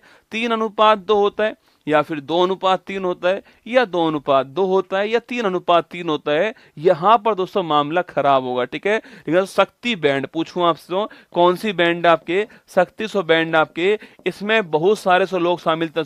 तबला बताने तबला के लिए जाकिर हुसैन था आपके, गाने के लिए शंकर महादेवन आपके, और इसमें बहुत सारे लोग और भी शामिल थे। वायलिन वादक अलग आपके, ताल वादक अलग थे इसके अंदर। शक्ति बैंड आपको ध्यान रखनी है, ठीक है। देखो राष्ट्रीय ध्वज पूछूं आपसे, इसकी दोस्तों लंबाई और चौड़ाई का अनुपात पूछे कितना? इसकी लंबाई 3 होती है, चौड़ाई 2 होती है, ठीक है। तो 3:2 इसकी लंबाई चौड़ाई का अनुपात होता है, ठीक है। कितना होता है? 3:2। ऑप्शन नंबर ए का आंसर है इसकी लंबाई चौड़ाई का अनुपात दोस्तों ना। अच्छा, इसके वास्तुकार कौन थे? इसका डिजाइन तैयार करने वाले कौन थे? पिंगली वेंकैया साहब जो हैं ये डिजाइन तैयार करने वाले। और 22 जुलाई 1947 को इस तारीख को जो है जो ध्वज है हमारा, इसको हमने स्वीकार किया, आपको ध्यान रखना है, ठीक है। तो 22 जुलाई 47 को हमने ध्वज आपके स्वीकार किया, पिंगली वेंकैया डिजाइन बनाने वाले, आपको ध्यान रखना है, ठीक है। आगे देखिएगा नेक्स्ट क्वेश्चन, निम्नलिखित में से कौन सा फूल मणिपुर का राज्य फूल? दोस्तों ना देखो, मैंने प्रयास किया कि 50 सवाल के अंदर जो हमारे 18-20 टॉपिक होते हैं स्टैटिक वाले पोर्शन के, वो आपको सारे यहां पर एक बार दिखा दूं कि ये टॉपिक्स आपको पढ़ने पड़ेंगे, ठीक है। और ये एग्जाम में सवाल उनसे पूछा गया है। देखिएगा, निम्नलिखित में से कौन सा फूल मणिपुर का राज्य फूल है, ठीक है। फॉक्सटेल ऑर्किड, सिरौ लिली, गुलाबी रोडोडेंड्रॉन, और रेटूसा पूछे आपसे कौन सा? देखो सिरौ लिली पूछूं आपसे, यह साथियों मणिपुर दोस्तों आपके यहाँ का राज्य फूल, आपको ध्यान रखना है, ठीक है। मणिपुर का राज्य पशु पूछूं आपसे कौन? रसगुल्ला। संगाई हिरण आपके, संगाई हिरण जो है ये मणिपुर का राज्य पशु दोस्तों बोलते हैं इसको, और इसी को डांसिंग डियर बोलते हैं। क्या बोलते हैं? इसी को डांसिंग डियर कहते हैं, आपको ध्यान रखना है, ठीक है। तो संगाई हिरण या फिर डांसिंग डियर कहाँ का है? मणिपुर का राज्य पशु हो गया है। और मणिपुर का राज्य फूल कौन सा है? Siroi lily. Option number B दोस्तों आंसर है। कभी सवाल पूछूं आपसे कि सिरौ लिली फेस्टिवल कहां पर होता है, लिखना सिरौ लिली फेस्टिवल जो है यह भी मणिपुर के अंदर होता है, आपको ध्यान रखना है, ठीक है। मणिपुर के अंदर ही सिरौ लिली फेस्टिवल होता है, ये आपको ध्यान रखना है ना। विकमिंग की लेखिका कौन दोस्तों? ना झुंपा लाहिड़ी, सुधा मूर्ति, मिशेल ओबामा, हिलेरी क्लिंटन। सवाल पूछे आपसे, बिकमिंग पुस्तक जो है उसकी राइटर कौन सा आपके? देखो झुंपा लाहिड़ी पूछे आपसे, इनकी दोस्तों बड़ी फेमस पुस्तक कौन सी है? द लोलैंड जो है ये इनकी बड़ी फेमस बुक है, आपको ध्यान रखना है, ठीक है। द लोलैंड पूछूं आपसे, झुंपा लाहिड़ी जी की बड़ी फेमस बुक हो गई है ना। सुधा मूर्ति पूछूं आपसे, इनकी रसगुल्ला बुक कौन सी है? डॉलर बहू जो है इनकी बड़ी फेमस बुक है, यह भी आपको ध्यान रखना है, ठीक है। झुंपा लाहिड़ी की पुस्तक का नाम द लोलैंड है ना। सुधा मूर्ति पूछूं आपसे, बुक का नाम क्या है? डॉलर बहू इसका नाम है। और मिशेल ओबामा पूछूं आपसे, बुक का नाम क्या है? बिकमिंग बुक का नाम है। हिलेरी क्लिंटन से पूछे आपसे, बुक का नाम हिलेरी क्लिंटन साहब के, इनकी बुक का नाम है व्हाट हैपेंड। क्या है? व्हाट हैपेंड जो है वो इनकी बुक का नाम, आपको ध्यान रखना है, ठीक है। तो हिलेरी क्लिंटन व्हाट हैपेंड, इसके अलावा मिशेल ओबामा आपकी बिकमिंग पुस्तक का नाम ध्यान रखना है, ठीक है। 73वां भारतीय संविधान संशोधन अधिनियम को केंद्र सरकार द्वारा कब लागू किया गया, ठीक है? 24 अप्रैल 1992 को, 24 अप्रैल 93 को, 24 अप्रैल 94 को, 1 जून 93। देखो चारों दोस्तों ऑप्शन ऐसे दिए जिससे कि आपका कंफ्यूजन बढ़ जाए दोस्तों ना। देखो 24 अप्रैल की तारीख थी, ये तो हर कोई जानता है दोस्तों ना, इस तारीख को ये लागू हुआ है, ये तो हर कोई जानता है। अब वो 92 की तारीख है, 93 की तारीख है, या फिर 94 की, यहां पर सवाल फंस जाता है, ठीक है। देखिए जब दोस्तों हम बात करते हैं 73वां संविधान संशोधन पूछूं आपसे, यह साथियों दोस्तों आपके 1992 का आपको छापना है। 73वां भी इसी वर्ष का है और 74वां जो है यह भी इसी वर्ष का है, ठीक है। ये दोनों आपके जो अमेंडमेंट है आपके दोनों की दोनों अमेंडमेंट 1992 के, ठीक है। लेकिन दोस्तों 73वां अमेंडमेंट जो आपकी 24 अप्रैल 93 को लागू होता है, आपको ध्यान रखना है, ठीक है। और 74 पूछूं आपसे, यह 1 जून आपके 93 जो है 1 जून 93 जो है इसमें लागू होता है, ये आपको ध्यान रखना है, ठीक है। दोनों का नाम आपको ध्यान रखना है। 73वां किसके लिए? पंचायती राज के लिए, इससे अनुसूची नंबर 11 जोड़ी गई आपके और 74वां 12वीं अनुसूची के लिए छापना और नगर निकाय के लिए होता है, ठीक है। तो हमारा आंसर हो गया है ऑप्शन नंबर बी आंसर है। राष्ट्रीय पंचायती राज दिवस जो है इसी तारीख को बनाते हैं, ऑप्शन नंबर बी इसका ठीक आंसर है ना। 92वां संविधान संशोधन अधिनियम के द्वारा 8वीं अनुसूची में कौन सी भाषाएं जोड़ी गई? ठीक है, बोडो डोंगरी, मैथिली कोंकणी, संथाली मणिपुरी और मैथिली संथाली, चारों जो ऑप्शन है। इस प्रकार सवाल से देखो 92वां संविधान संशोधन हर कोई जानता है दोस्तों ना, हर कोई जानता है, ठीक है। लेकिन सवाल को ऐसे कंफ्यूज कर दिया गया यहाँ पर जो है कि फिर इसमें आपको कूट ढूंढना है दोस्तों ना। पहले तो यहाँ पर चेक करो वो कौन कौन सी भाषा है, ठीक है। फिर यहाँ पर चेक करो कि भाई साहब इसमें कूट कौन कौन सा ठीक है। सवाल देखो क्वेश्चन तो आसान है लेकिन रसगुल्ला उसके ऑप्शन टफ बना दिए गए आपके सामने और क्वेश्चन अपने आप दोस्तों टफ हो गया, ठीक है। देखिएगा पहली बात दोस्तों आपकी जो मूल संविधान था वहां मूल संविधान की जो 8वीं अनुसूची है वहां पर हमारे पास 14 लैंग्वेज थी, ये आप जानते हो, ठीक है। इसके बाद दोस्तों आपके 21वां अमेंडमेंट होता है और सिंधी लैंग्वेज जो है वो आपके 15वीं लैंग्वेज के रूप में शामिल होती है, ठीक है। इसके बाद आप 71 दोस्तों आपके इसके बाद होता है आपके और 71 छापना, इसमें नेपाली, मणिपुर और कोंकणी शामिल होती है। 16, 17, 18 ये 3 लैंग्वेज शामिल होती है, ठीक है। और 92 पूछूं आपसे यहाँ पर बोडो डोंगरी मैथिली संताली जो है ये 4 शामिल इसमें होती हैं और आपकी ये 19, 20, 21, 22 तो कुल 22 लैंग्वेज हमारी हो चुकी हैं। सवाल पूछ रहा है दोस्तों 92 की बात करूं आपसे तो बोडो डोंगरी, इसके अलावा संथाली दोस्तों आपके मणिपुरी नहीं होगा, ठीक है। मैथिली कोंकणी नहीं होगा, ठीक है। मैथिली संताली होगा, मतलब कि 1 और 4 हमारा ठीक आंसर होगा। जहां दोस्तों 1 और 4 होंगे option number C correct answer, आपको ध्यान रखना है 1 और 4 ठीक आंसर, ऑप्शन नंबर सी आपका ठीक आंसर हो गया, ठीक है। आगे चलिएगा नेक्स्ट क्वेश्चन है, निम्न में से बांसुरी वादक नहीं है, ठीक है। कौन दोस्तों बांसुरी वादक नहीं है? पन्नालाल घोष नहीं है, हरिप्रसाद चौरसिया नहीं है, राकेश चौरसिया नहीं है, या ऑप्शन नंबर डी आपके शिव कुमार शर्मा दोस्तों नहीं है आपके। अरे बांसुरी वादक पूछूं आपसे, पन्नालाल घोष दोस्तों है ना, हरिप्रसाद चौरसिया बिल्कुल चौरसिया भी हैं आपके और घोष साहब भी हैं, ये तीनों आपके बांसुरी वादक आपके। पंडित शिव कुमार शर्मा जो है आपके ये आपके कौन संतूर वादक है, ठीक है। पंडित शिव कुमार शर्मा पूछूं आपसे संतूर वादक हैं और भजन सोपारी पूछूं आपसे इनका संबंध भी किससे? आपके संतूर वादक से, आपको ध्यान रखना है। ऑप्शन नंबर डी इसका ठीक आंसर हो गया ना। आगे देखिएगा वर्ष 24 में ग्रैमी अवार्ड से सम्मानित गणेश राजगोपालन का संबंध आपके किस इंस्ट्रूमेंट से? ठीक है, गणेश राजगोपालन पूछूं आपसे इनका संबंध दोस्तों आपके इनका संबंध जो है वो किस म्यूजिकल इंस्ट्रूमेंट से है? सवाल आपसे यहां पर ये पूछ रहा है, ठीक है। वायलिन, सरोद, संतूर, गिटार दोस्तों ये 4 ऑप्शन आपके सामने। बताओ रसगुल्ला फटाक से गणेश राजगोपालन जो है इनका संबंध किस म्यूजिकल इंस्ट्रूमेंट से है, ये आपको बताना है, ठीक है। वायलिन, सरोद, संतूर, गिटार, बताओ इन चारों में से क्या इसका आंसर होना चाहिए? वायलिन, सरोद, संतूर, गिटार पूछूं आपसे। ऐसो गणेश राजगोपालन ग्रैमी अवार्ड मिला हुआ है और जो शक्ति जो फ्यूजन बैंड थी ना जो अभी मैंने आपको बताई थी और शक्ति बैंड के अंदर भी ये शामिल है, ठीक है। और वायलिन वादक, ठीक है। तो ऑप्शन दोस्तों आपके एक आंसर है वायलिन वादक है, ऑप्शन नंबर 1 आंसर है, ये आपको ध्यान रखना है। वायलिन वादक आपके, अरे वो फॉर वायलिन दोस्तों आपके, वो फॉर वायलिन और वो फॉर विनायक, ठीक है। वो फॉर विनायक और वो फॉर वायलिन, विनायक का मतलब गणेश, ऑप्शन नंबर 1 इसका ठीक आंसर है वायलिन वादक, आपको ध्यान रखना है, ठीक है। पृथ्वी के उत्तरी ध्रुव पर पहुंचने वाला पहला व्यक्ति कौन? देखो तो म्यूजिकल इंस्ट्रूमेंट, खेल, अवार्ड्स और आपके शास्त्रीय classical language, so classical dance, folk dance, इसके अलावा सो भारत के आपके अवार्ड्स के बारे में, और कौन पहला, कौन आपके पृथ्वी पर पहला, कौन भारत का पहला, वो सारे क्वेश्चंस मैंने जो हैं वो शामिल किए हैं। ठीक है, दिवस के क्वेश्चन भी अभी आने वाले हैं ना।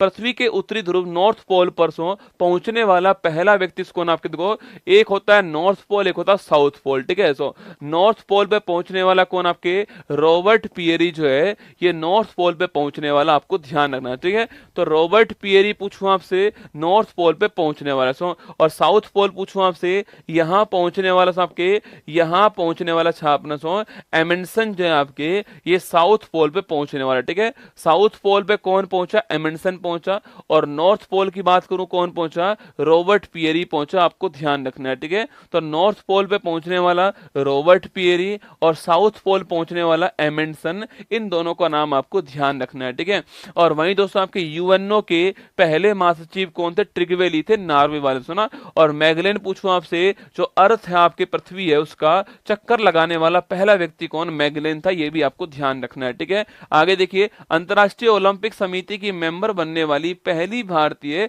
महिला दोस्तों कौन है। ठीक है, इंटरनेशनल ओलंपिक कमेटी जो है इसकी मेंबर बनने वाली पहली आपके भारतीय महिला कौन आपके, Nita Ambani, option number C answer है, ये आपको ध्यान रखना है, ये पहली आपके भारतीय महिला। ठीक है, अच्छा पूछूं आपसे, आईओसी पूछे आपसे, इसकी स्थापना कब होती है, 23 जून 1894 को इसकी स्थापना होती है, यह भी आपको छापना है। और इस तारीख को दोस्तों हम लोग जो है ओलंपिक डे बनाते हैं। वर्तमान में इसके अध्यक्ष कौन है, थॉमस बॉक जो है, ये इसके अध्यक्ष है, आपको ध्यान रखना है। ठीक है, भारतीय कैबिनेट मंत्री पद से इस्तीफा देने वाले पहले व्यक्ति कौन, सो महत्वपूर्ण सवाल है। कैबिनेट जो बनी हमारी पहली बार दोस्तों, उस कैबिनेट में आपके इस्तीफा देने वाले, रिजाइन देने वाले पहले व्यक्ति कौन थे, असो मुखर्जी साहब थे, और सुकुमार सेन थे, केसी नियोगी साहब थे, या सीडी सुषमा। देखो सीडी देशमुख पूछूं आपसे, सो आरबीआई के पहले भारतीय गवर्नर कौन था आपके, इंडियन गवर्नर जो है कौन था आपके, वो थे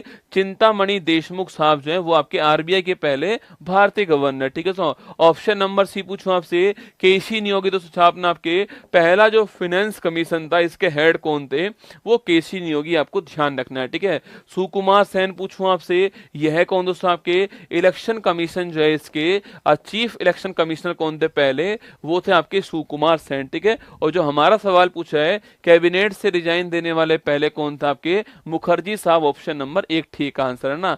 ओलंपिक खेलों में पदक जीतने वाली पहली भारतीय महिला कौन दोस्तों ना, देखो ओलंपिक खेलों में मेडल जीतने वाली पहली भारतीय महिला कौन, पहली भारतीय महिला कौन है, Karnam Malleswari, option number 1 answer है, ये आपको ध्यान रखना है। ठीक है, कर्णम मल्लेश्वरी पूछूं आपसे, खेल दोस्तों कौन सा आपके, वेट लिफ्टिंग खेल, आपको ध्यान रखना है। ठीक है, इसके अलावा साथियों अगर पूछूं आपसे यहाँ से आपके वेट लिफ्टिंग खेल दोस्तों आपके, और 2000 का ओलंपिक था, और सो कहाँ आपके, सिडनी, आपके सिडनी जो है सो यहाँ ये ओलंपिक हुआ था, और वेट लिफ्टिंग में ब्रॉन्ज मेडल जीतकर कौन लाती है, कर्णम मल्लेश्वरी लाती है, पहला हमारा ओलंपिक में आपके महिला के द्वारा जीता गया पहला मेडल। ठीक है, और सो वहीं पूछूं आपसे, 2 ओलंपिक मेडल्स आपके, 2 ओलंपिक मेडल जीतने वाली पहली महिला कौन थी, पीवी सिंधु छापना, 2 ओलंपिक मेडल जीतने वाली से पहली महिला थी आपके 2016 रियो ओलंपिक में आपके यहाँ सिल्वर लेकर आती है, और 20 में आपके टोक्यो ओलंपिक में ब्रॉन्ज लेकर आती है। ठीक है,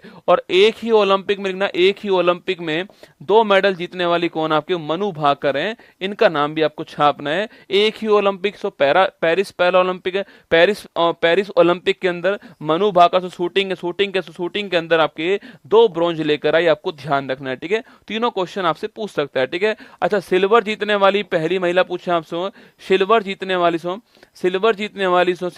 वाली आपकी महिला का नाम पूछूं आपसे, एक तो कौन रसगुल्ला, एक तो हमारी आपके कौन, पीवी सिंधु हो गए आपके सिल्वर जीतने वाली महिला, पीवी सिंधु आपके एक हमारी कौन हो चुकी है आपके लिखना, एक हमारी पीवी सिंधु, तो आपके एक आपके मीराबाई चानू। ठीक है, वेट लिफ्टिंग में मीराबाई चानू। ठीक है, वेट लिफ्टिंग में भारत के पास कुल 2 ही मेडल आए आपके, कर्णम मल्लेश्वरी वाला आ चुका है, और एक आपके मीराबाई चानू वाला आ चुका है। ठीक है, इसके अलावा कोई और मेडल वेट लिफ्टिंग में नहीं आया। ठीक है, कमेटी वाला सवाल देखिएगा, आबिद हुसैन समिति का संबंध किस क्षेत्र से है। ठीक है, आबिद हुसैन समिति पूछूं आपसे, इसका संबंध किस क्षेत्र से है, लघु उद्योग, राजभाषा विकास, ओबीसी आरक्षण सो और अकाल, ठीक है। लेकिन आपके जो आपके लघु उद्योग होते हैं आपके, इनके विकास के लिए एक कमेटी बनाई गई, उसका नाम क्या है? आबिद हुसैन कमेटी इसका नाम है, आपको ध्यान रखना है, ठीक है। तो आबिद हुसैन कमेटी पूछूं आपसे, लघु उद्योग की कमेटी, आपको ऑप्शन नंबर 1 आपकी जो स्मॉल इंडस्ट्री है इसके लिए कमेटी बनाई गई, ठीक है। अच्छा दोस्तों, राजभाषा आयोग पूछूं आपसे,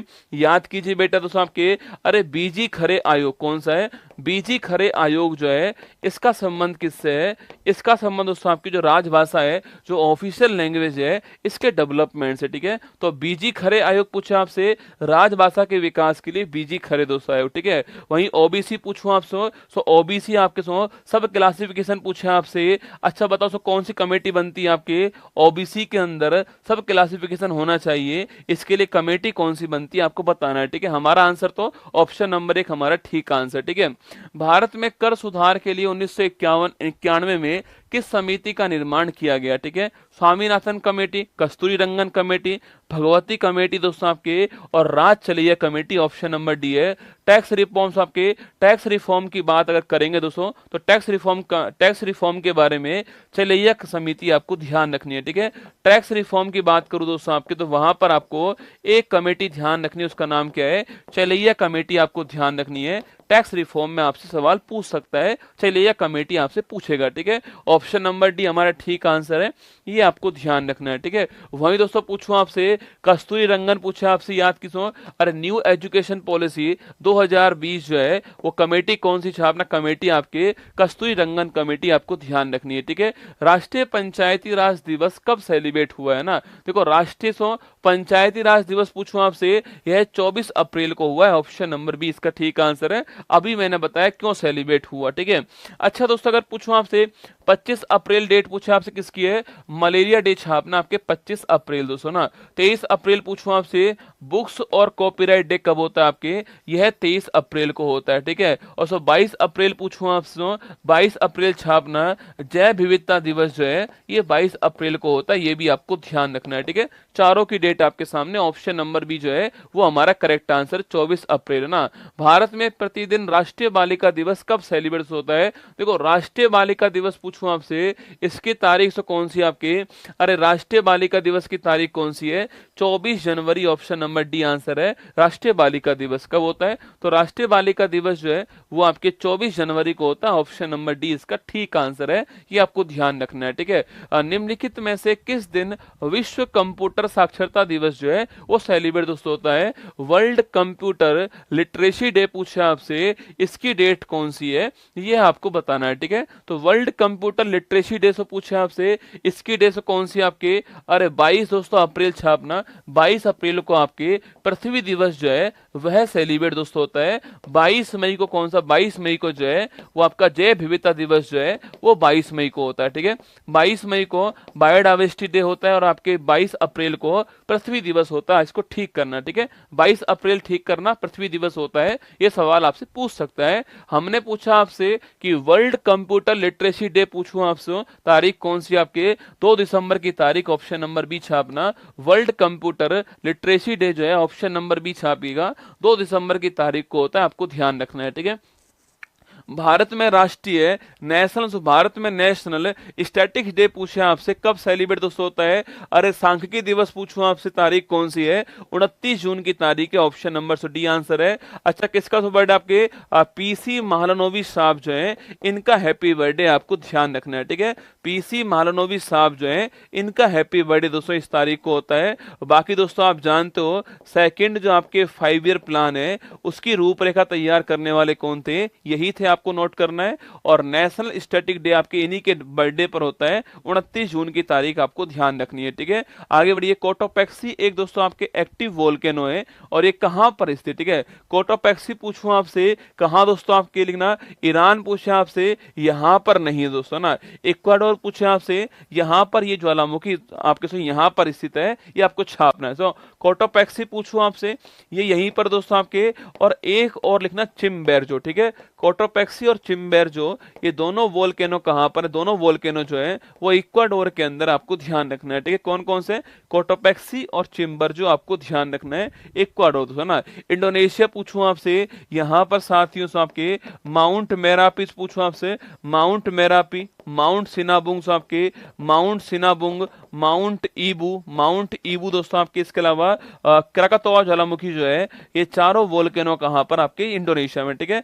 मेरापी, क्राकातोआ, सिनाबुंग, ईबू आपको ध्यान रखना है, ठीक है। और सो वहीं से म्यांमार पूछे आपसे, यहां बताओ कौन सा वोल्केनो, सवाल आपके लिए, ठीक है। चलिए आगे बढ़ते हैं। निम्न में से कौन सी नदी विषुवत रेखा को 2 बार काटती है? विषुवत रेखा जो है इसको 2 बार काटने वाली नदी कौन सी, आपको बताना है, ठीक है। विषुवत रेखा सर गुरुजी 50 से अधिक हो गए, क्या ही फर्क पड़ रहा है दोस्तों, है ना। जब मेरा मन है 50 पढ़ाने का, तो तुम क्यों आपके थक रहे हो दोस्तों, है ना। अब मैं आपको 50 बोल के 44 पढ़ाऊंगा तो गद्दारी होगी, ठीक है।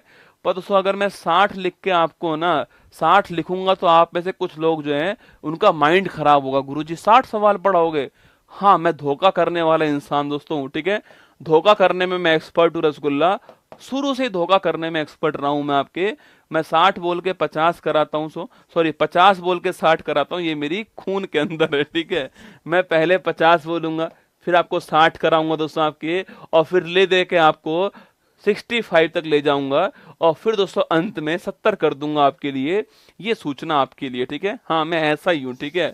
हाँ, मैं ऐसा ही हूँ। आप मुझे धोखेबाज कह सकते हो ना, कोई फर्क नहीं पड़ता, पर मैं तो ऐसा ही रहूंगा, ठीक है। देखना सो, विषुवत रेखा को 2 बार काटने वाली नदी पूछूं आपसे, देखो विषुवत रेखा पूछे आपसे, लिखिए दोस्तों आपकी लिम्पोपे पूछूं आपसे। मकर रेखा जो है इसको 2 बार काटने वाली नदी कौन सी? आपके लिम्पोपे, ठीक है। सो कांगो पूछूं आपसे, जो विषुवत रेखा है इसको 2 बार काटने वाली नदी आपके, सो कांगो हो गई, ऑप्शन नंबर सी है। और कर्क रेखा पूछे आपसे, इसको 2 बार काटने वाली नदी कौन सी है? 23.5 डिग्री नॉर्थ पूछूं आपसे, इसको दोस्तों नदी कौन सी छापना आपके, वो है आपके लिखना कर्क रेखा को 2 बार काटने वाली नदी, वो कौन से आपके, वो है आपके, वो लिखिए दोस्तों, वो कौन सी नदी आपके? माही नदी, कौन सी? माही नदी है, ये आपको ध्यान रखना है, ठीक है। देखिए सुनिएगा, लिम्पोपे पूछे आपसे, मकर रेखा को 2 बार काटने वाले ना, लिम्पोपे मकर रेखा, कांगो पूछूं आपसे विषुवत रेखा, ठीक है, और माही पूछे आपसे कर्क रेखा, तीनों आपको ध्यान रखने, कभी भी सवाल कोई भी पूछ सकता है आपसे, ठीक है। आगे देखिएगा, संयुक्त राज्य अमेरिका, तो अंतिम सवाल आपके लिए, ठीक है, अंतिम सवाल आपके लिए, है ना, खुश हो जाओ ना। संयुक्त राज्य अमेरिका का प्रमुख शहर शिकागो किस झील के किनारे स्थित, ठीक है। यूएसए दोस्तों इसका प्रमुख शहर शिकागो पूछूं आपसे, देखो सबसे बड़ी पूछा आपसे, सबसे बड़ी मीठे पानी की झील कौन सी है? सबसे बड़ी मीठे पानी की जो झील है, फ्रेश वाटर आपके जो लेक है, वो कौन सी आपके छापना, वो है सुपीरियर झील, आपके सबसे बड़ी मीठे पानी की झील आपको ध्यान रखनी है, ठीक है। वहीं दोस्तों आपके मिशिगन पूछूं आपसे, केवल यूएसए में कौन सी झील आपके, जो 505 झील जो आपकी जो ग्रेट लेक एरिया है, उसमें केवल एक झील आपके केवल यूएसए के अंदर है, वो है मिशिगन, ठीक है। बाकी तो सुपीरियर आपके ह्यूरोन, एरी, ओंटारियो पूछूं आपसे, यह चारों झील कहां से? ये चारों झील जो आपके वो यूएसए और कनाडा की बाउंड्री के ऊपर है, ये आपको ध्यान रखना है। मिशिगन दोस्तों एकमात्र ऐसी झील है आपकी जो कहां से, जो केवल और केवल यूएसए के अंदर आपको ध्यान रखना है, ठीक है। फिर मैं आपसे ये कह रहा हूं रसगुल्ला सो, केवल यूएसए के अंदर आपकी झील है, और शिकागो शहर जो है, यहां से शिकागो शहर जो है ये इसके किनारे पर आपको ध्यान रखना है। सो विनिपेग पूछे आपसे कहां से? विनिपेग पूछूं आपसे कहां से? कनाडा के अंदर सो विनिपेग झील है, और गेहूं की सबसे बड़ी मंडी कहां पर है? वो यहीं पर सो ना। अथाबास्का पूछूं आपसे सो, ये सो कनाडा के अंदर आपसे अथवा यहाँ है दोस्तों आपके, और इसमें यूरेनियम जो है इसके भंडार मिलते हैं, आपको ध्यान रखना है, ठीक है। देख लीजिए एक बार फिर वापस से, सुपीरियर झील सबसे बड़ी मीठे पानी की झील हो गई, ध्यान रखना, फ्रेश वाटर आपके लेक हो गए, है ना। मिशिगन झील आपसे यूएसए के अंदर है, और केवल यूएसए के अंदर आपको छापना, और यहाँ पर आपके शिकागो शहर इस झील के किनारे आपको ध्यान रखना है, ठीक है। विनिपेग पूछूं आपसे, कनाडा के अंदर झील है, और गेहूं की सबसे बड़ी मंडी यहीं पर आपको ध्यान रखना है, ठीक है। अथाबास्का पूछूं आपसे, कनाडा के अंदर है, और यूरेनियम का भंडार यहाँ पर मिलता है, आपको छापना है। सवाल पूछ रहा है ऑप्शन नंबर बी इसका ठीक आंसर है। बाकी दोस्तों ये 5 झील आप जानते हो, सुपर मिशन है ई आंटी, कौन है? सुपर मिशन है ई आंटी, ये आपको ध्यान रखना है, ठीक है। सुपीरियर, मिशिगन, ह्यूरोन एरी ओंटेरियो, ये आपको यहाँ पर नोट करना है, ठीक है। सुपर मिशन आंटी आप नोट कीजिएगा, सुपीरियर मिशिगन हैरी आपके सुपीरियर मिशिगन ह्यूरोन एरी ओंटेरियो आपको ध्यान रखना है, ठीक है। कभी सवाल दोस्तों पूछूं आपसे सुपीरियर और आपके ह्यूरोन नदी जो है, सुपीरियर झील आपके और ह्यूरोन झील जो है, इसके बीच में नहर कौन सी है, वो सू नहर है, आपको ध्यान रखना है, ठीक है। तो सू नहर, सुपीरियर झील और जो ह्यूरोन झील है इसको कनेक्ट करती है, आपको ध्यान रखना है, ठीक है। चलिए दोस्तों, यहाँ पर आपके सामने एक सूचना आपके, ये क्लास मैंने यहीं पर समाप्त कर दी है। हुआ क्या साथियों, मैं खाली बैठा हुआ था आज दोस्तों ना, मतलब आज शाम को मेरी कोई क्लास थी नहीं, तो मुझे लगा कि यार क्या करूं। सुबह दोस्तों मेरे दिमाग में विचार आया कि कोई बात नहीं, स्टैटिक जीके जो है उसकी क्लास में लगवाता हूं आपके सामने, खाली बैठे करे क्या दोस्तों ना, कुछ तो कर ले रसगुल्ला, आपके साथ टाइम पास ही कर ले दोस्तों। तो टाइम पास करने के लिए मैं आपके सामने आ गया और कुछ बड़े महत्वपूर्ण सवाल जो एग्जाम में पूछे गए थे वो मैंने आपको यहाँ पर पढ़ा दिए। लगभग दोस्तों 1 घंटे के आसपास हुआ होगा और 55 के आसपास सवाल मैंने पढ़ा दिए। इस 55 में दोस्तों मैंने आपको कम से कम एक सवाल में 2 तो पढ़ा ही दिए होंगे। सो लगभग आपके 100 से ऊपर सवाल मैंने पढ़ा दिया आपको लगभग 60-70 मिनट के अंदर, ठीक है। बस ऐसे ही आपको लगातार पढ़ना है इस स्टैटिक वाले पोर्शन को। यकीन मानना, स्टैटिक वाला पोर्शन टफ नहीं है दोस्तों, कौन इसको रिवाइज कितना करेगा उस बात का दोस्तों दम है यार, ठीक है। तो एक जीडी दोस्तों, जीडी वालों के लिए सूचना है, जीडी वालों के लिए एक 479 रुपीज का कोर्स लॉन्च हो चुका है, कल दोस्तों लॉन्च हो चुका है। 8 तारीख इसकी अंतिम, 8 आपके सितंबर जो है इसको 8 सितंबर रात को 12 बजे इसकी अंतिम तारीख रहने वाली है आपकी। इसके बाद में इसकी जो प्राइस आपकी ये होने वाली है 479 प्राइस आपकी इसमें रहने वाली है और इसमें आपको 200 टेस्ट जो है वो फ्री मिलने वाले, ठीक है। ये टेस्ट आपको नहीं खरीदने, वो इसी आपके बैच में आपको फ्री मिलेंगे और 16 सितंबर से टेस्ट आपके शुरू होने वाले हैं। 11 तारीख से आपकी क्लास स्टार्ट होने वाली है, जिसमें स्टैटिक वाला पोर्शन मैं पढ़ाऊंगा आपको इस बैच के अंदर और रीजनिंग अक्षय सर पढ़ाने वाले हैं आपको। बाकी पूरी टीम आपके सामने यहाँ पर है जो आपको पढ़ाने वाली है और 479 रुपीज की फीस रहने वाली, ये सूचना आपके लिए यहाँ पर है। और क्लास कैसी लगी आपको बताना कमेंट बॉक्स के अंदर। बाकी कल सुबह दोस्तों, कल सुबह 6 बजे आपके लिए जनवरी, फरवरी, मार्च अप्रैल, मई, जून, जुलाई और अगस्त, ठीक है, इसके टॉप 100 क्वेश्चन जो हैं वो कल सुबह पढ़ाऊंगा आपको। ये आपके लिए सूचना है। कल सुबह 1 घंटे के अंदर, कल सुबह 1 घंटे के अंदर आपके जनवरी से अगस्त तक के टॉप 100 क्वेश्चन जो है ये पढ़ाने वाला हूं आपको, यह सूचना आपके लिए, ठीक है। तो कल सुबह तैयार रहना आप लोग जो है। जनवरी, फरवरी, मार्च, अप्रैल, मई, जून, जुलाई, अगस्त, इसके टॉप 100 क्वेश्चन आपके सामने आने वाले कल सुबह 6 बजे, ठीक है। ये आपके लिए सूचना है। बाकी क्लास कैसी लगी बताना कमेंट बॉक्स के अंदर, वेट करूंगा आपका। और अगर आपकी डिमांड होगी तो मैं फिर आपसे कह रहा हूं, देखो सारा खेल दोस्तों आपकी डिमांड पे चलता है, ठीक है। आपकी डिमांड होगी तो मैं आपको स्टैटिक वाला पोर्शन जो है उसके टॉपिक वाइज क्वेश्चन जो है मैं आपको यहाँ पर करा दूंगा। कोई बड़ी बात नहीं मेरे लिए, मतलब मैं करा दूंगा ना, चिंता मत कीजिए आप लोग जो है। अगर आप कहोगे तो मैं आपको टॉपिक वाइज क्वेश्चन जो है वो यहां पर आपको पढ़ा दूंगा, कोई बड़ी बात नहीं स्टैटिक वाले पोर्शन का, ठीक है। पर आपके लिए सूचना, तो यही सूचना आपके लिए मेरी तरफ से है। अगर आप जीडी का एग्जाम देने जा रहे हो तो ये 200 टेस्ट आपको इसमें मिलने वाले हैं। बाकी ये पूरा लाइव बैच आपको इसमें मिलने वाला है। 300 घंटे से अधिक की लाइव क्लास इसमें होने वाली है। ई नोट्स आपको मिलने वाले इसके अंदर और ये टेस्ट भी आपको यहाँ पर मिलने वाले हैं। ये हर दिन टेस्ट भी आपका होने वाला है। बाकी मैं खुद आपको इस बैच में पढ़ाने वाला हूँ। साइंस में पढ़ाऊंगा इसमें और इसके अलावा इकोनॉमिक्स में पढ़ाऊंगा इसमें थोड़ी बहुत आपको। इसके अलावा स्टैटिक वाला पोर्शन में पढ़ाने वाला हूँ इसके अंदर और इसके अलावा जो है करंट अफेयर्स में पढ़ाने वाला हूँ। ये सूचना आपके लिए, ठीक है। बाकी कल सुबह तो आपसे मुलाकात होने वाली है यहाँ पर करंट अफेयर्स वाली क्लास के अंदर, ठीक है। ध्यान रखिएगा अपना। ऑल दी बेस्ट आप सभी को मेरी तरफ से। फिर मिलूंगा कल सुबह 6 बजे आपसे यहीं पर इसी मंच पर। संडे हो, रविवार हो, सोमवार हो, कोई फर्क नहीं पड़ता है। जब तक सिलेक्शन आपका ना हो तब तक हमें लगातार प्रयास करना पड़ेगा। सिलेक्शन के बाद में दोस्तों छुट्टी हो, सब मजा आएगा उसका ना। सिलेक्शन से पहले छुट्टी का कोई मजा नहीं आता है, ठीक है।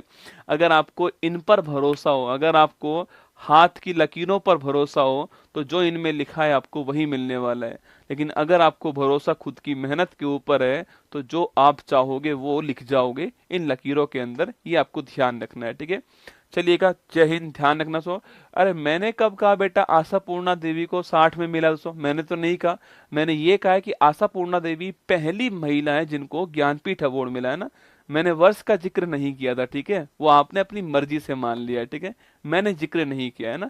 60 में दोस्तों शुरू ही नहीं हुआ था, अरे डोपिया, 60 में अवार्ड शुरू ही नहीं हुआ तो आशा जी को कैसे मिल जाएगा? दोस्तों सपनों में थोड़ी मिलता है अवार्ड, है ना, हाँ ऐसा नहीं होता है। ठीक है, चलिए, जय हिंद, थैंक यू।